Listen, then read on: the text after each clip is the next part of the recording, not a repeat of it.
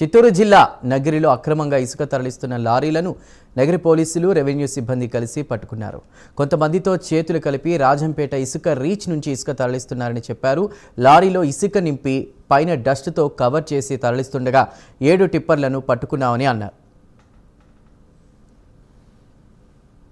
ఇసుక స్మగ్లర్ కావచ్చు,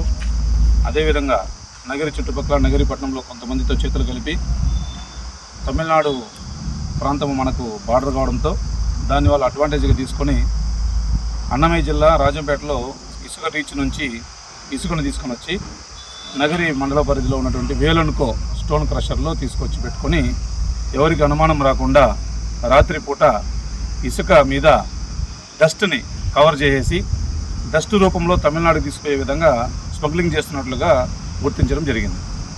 గౌరవ కలెక్టర్ గారి ఆదేశము, అదేవిధంగా ఎస్పీ గారి ఆదేశాల మేరకు మా ఎంఆర్ఓ గారు, నేను, మా స్టాఫ్, రెవెన్యూ స్టాఫ్ అందరితో కలుసుకుని టీమ్స్గా ఏర్పడి వీటి మీద ప్రత్యేక నిఘా ఏర్పాటు చేసి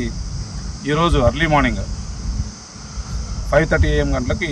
తడుగుపేట దగ్గర, అంటే ఆంధ్ర తమిళనాడు బార్డర్ దగ్గర